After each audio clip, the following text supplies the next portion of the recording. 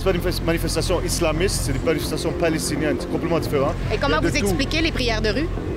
Quand vous avez vu les prières de rue? Ici, il y a des bâtisses qui sont pleines de personnes âgées et ils n'ont plus de vie, de paix, de sérénité, de dignité depuis plus de 23 mois.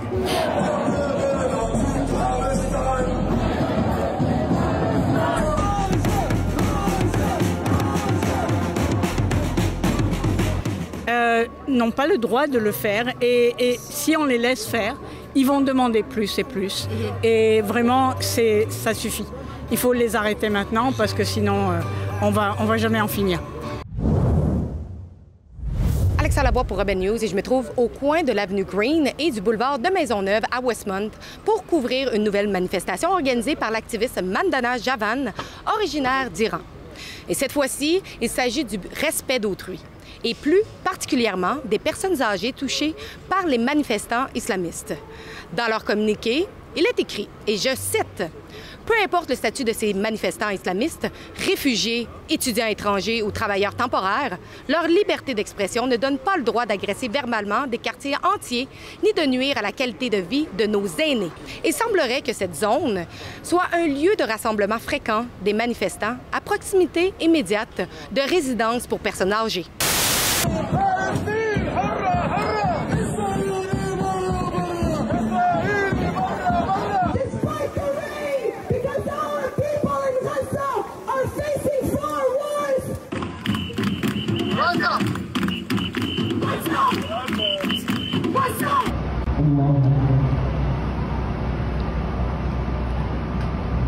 Can you believe this?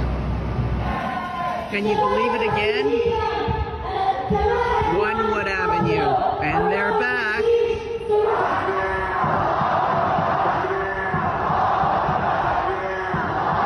Nous sommes ici pour parler avec les manifestants, alors allons les écouter.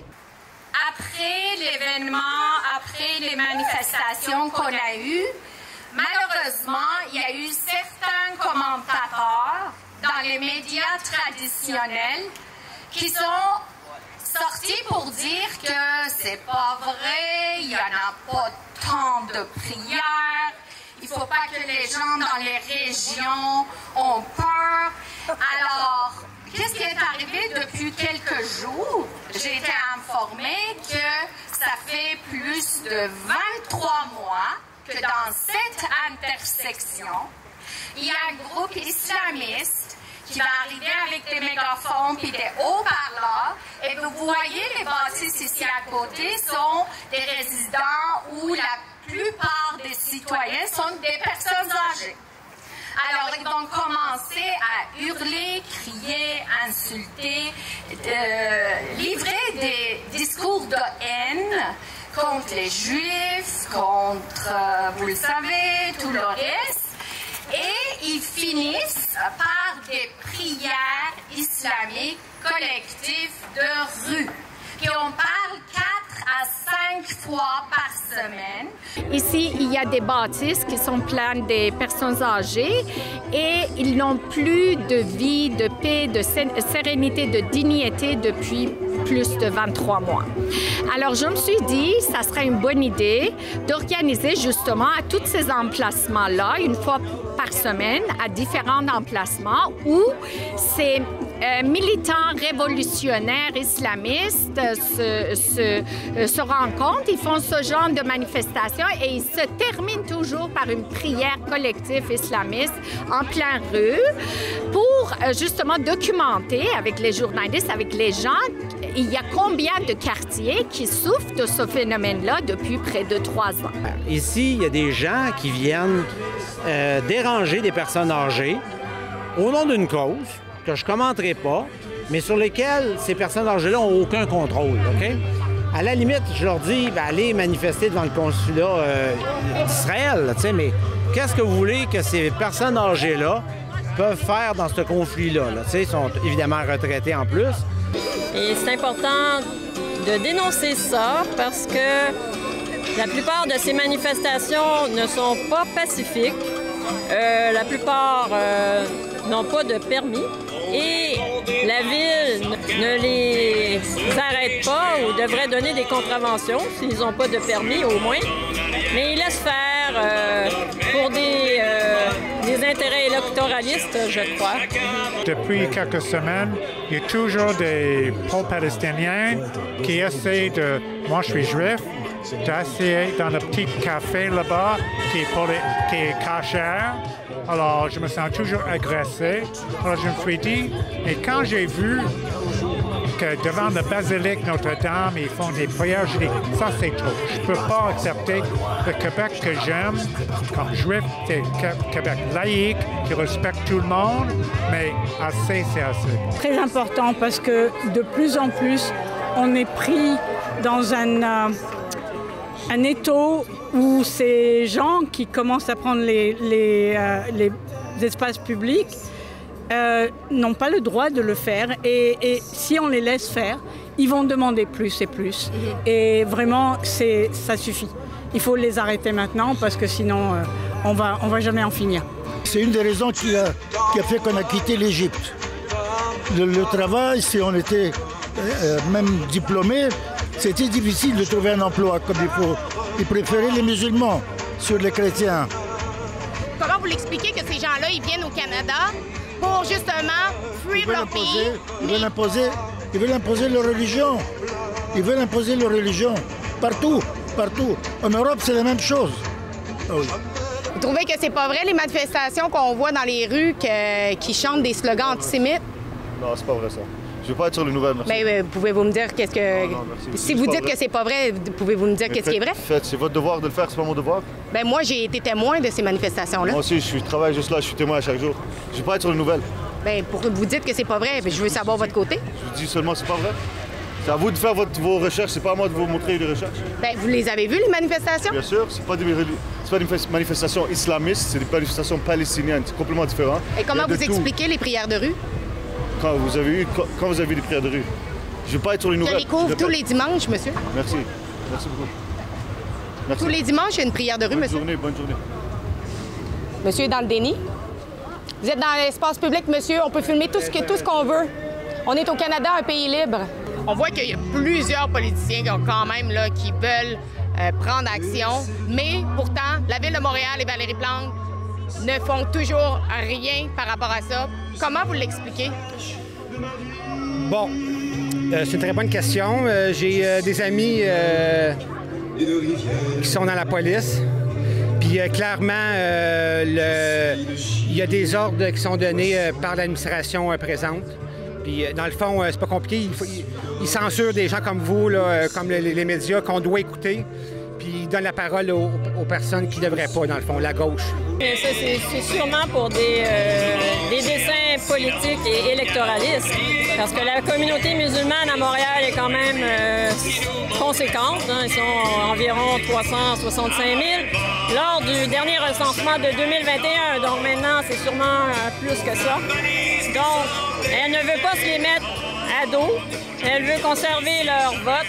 Je suis allée à l'agglomération, à la rencontre.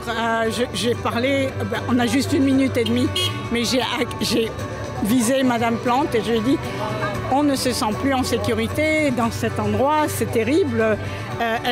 Et quand il y a eu le problème à la fédération, Fadi Daguerre avait dit c'est pas moi, parce qu'ils sont pas intervenus, c'était vraiment grave. Il a dit c'est pas moi, moi j'attends les ordres d'en haut. Alors j'ai dit à Mme Plante, vous êtes en haut. Qu'est-ce que vous attendez pour donner les ordres? Et donc, il se lance la balle. C'est les votes, madame. Les votes, ça compte. Et la face au public veut se montrer modéré. J'ai jamais vu ça. Personnellement, peut-être quelqu'un va me dire que ça. Mais peut-être ça existe dans un parc. Peut-être pas à Victoriaville, mais peut-être à Montréal, certainement. Peut-être à Montréal, dans quelques endroits. Mais là, je reste à Montréal depuis 6 mois. Je me promène un peu partout. J'ai peut-être quelqu'un dans un parc là, qui a décidé de pratiquer sa religion là, mais il n'a pas dérangé personne. Dans nos médias traditionnels, il y a quand même certains chroniqueurs ou autres personnes qui sont plutôt de gauche qui disent que, dans le fond, c'est pas si important que ça, c'est pas un enjeu national, il y en a pas tant que ça, des prières de rue. qu'est-ce que vous pensez de ça, que les médias traditionnels essaient un peu de banaliser la chose? Mais ça, c'est très dangereux parce qu'on peut voir plusieurs pays en Occident où il y a eu beaucoup d'immigration des pays musulmans et on voit que la paix sociale est vraiment en danger dans ces pays-là. On voit, nous, on est un peu en retard. On est peut-être 10-15 ans avant. Il faut agir maintenant avant que la situation ne dégénère. Est-ce qu'ils ne réalisent pas qu'est-ce qui se passe en Europe, en Angleterre, en France, en Espagne, en Allemagne, en Australie, en Belgique, qui est rendue Dar al-Islam, la terre de l'islam complètement. Puis est-ce qu'ils pensent que si, à un moment donné, l'islamisation de notre société avance de plus en plus, est-ce qu'ils vont avoir, par exemple, Mme Isabelle Haché, le droit de travailler dans un journal puis écrire des articles selon la charia? Elle va perdre ce droit-là. Je comprends qu'elle peut penser « Oh non, mais c'est ridicule, c'est très loin de ça », mais dans les années 20-30 en Europe, on ne pensait pas que Hitler, comment il va avancer. Puis je l'invite d'ailleurs à écouter la vidéo d'Adil Sharkawi il y a 3-4 jours sur YouTube et comment il est en train de faire son amr al-ma'rouf, wa nahy anil munkar, ordonne au bien et empêche le mal. Il ordonne aux parents musulmans, s'il y a une loi sur la laïcité dans les écoles, par exemple, de ne pas suivre, de ne pas respecter la loi. Je parle aux musulmans. La première des choses qu'il va falloir faire, c'est ne pas respecter ce type de loi ou de recommandation. Alors, quand je dis il ne faut pas respecter, il faut contester. Donc Allah subhanahu wa ta'ala dit dans le verset 100 de Sourate Ali Imran, « Ya ayyuhalladhina amanu » ô les croyants, si vous obéissez à un groupe de ceux auxquels on a donné le livre, ils vous rendront mécréants après que vous ayez eu la foi. Donc Allah subhanahu wa ta'ala nous recommande de ne pas obéir à toute loi qui vient miner notre foi. Et c'est un ordre d'Allah subhanahu wa ta'ala que le musulman doit absolument respecter. Parce que vraiment, elle est soit ignorante, soit aveugle, parce que cette force est en train de monter de plus en plus en force. Vraiment, on peut pas l'ignorer, c'est assez évident qu'ils veulent prendre de plus en plus de place et ne plus nous donner la possibilité de questionner, de débattre. Il n'y a pas de débattre, il n'y a pas de débat chez eux. C'est comme ça. Et nous, on est en démocratie et on veut garder ce privilège d'être en démocratie, pouvoir s'éduquer et poser des questions. Justement, les autres provinces peut-être du Canada pourraient apprendre du Québec par rapport justement à la mouvance contre ces islamistes-là. Oui, dans les autres provinces, ils sont un peu plus d'accord avec le multiculturalisme. Il y a des limites au multiculturalisme parce que le problème avec ça, c'est que les immigrants ne s'intègrent pas et ils importent les problèmes de leur pays d'origine. Et ça fait des conflits. Bon, les Israéliens envers les musulmans, les islamiques, les autres, les Indiens, les Sikhs. Là, c'est une bombe à retardement. Cette fois-ci, c'est la synergie des peuples fondateurs. On a appris des choses, nous autres, le Québec, de l'autre peuple fondateur. C'est à leur tour d'apprendre une chose de nous autres. C'est bien connu que, tu sais, en France, il y a deux choses qui font bien, hein? La bouffe, la laïcité. Fait que là, je pense que c'est au Canada anglais d'apprendre des leçons du Québec. Moi, mon vœu le plus cher, c'est qu'on réussisse à convertir le reste du Canada. Parce que contrairement à beaucoup de militants pro-laïcité, moi, je suis pas séparatiste. Mais je vais le devenir. Si ça continue comme ça, je vais le devenir. Mais je veux m'essayer encore. Je vais essayer de convaincre le Canada anglais qu'il y aura intérêt à réviser leur position, puis que l'Angleterre n'est pas la voie à suivre. D'ailleurs, on voit le résultat dans les rues de Londres, puis tout ça. Là, on voit bien que c'est pas un modèle, là, t'sais. Merci d'avoir regardé. Vous pouvez toujours signer notre pétition à deportamas.com parce qu'à Urban News, nous croyons que si vous êtes ici au Canada et vous n'êtes pas un citoyen canadien et que vous êtes dans les rues en train de glorifier des organisations terroristes ou de chanter des slogans antisémites, vous devriez être retourné dans votre pays. Donc, si vous êtes en accord, allez signer la pétition maintenant à deportamas.com.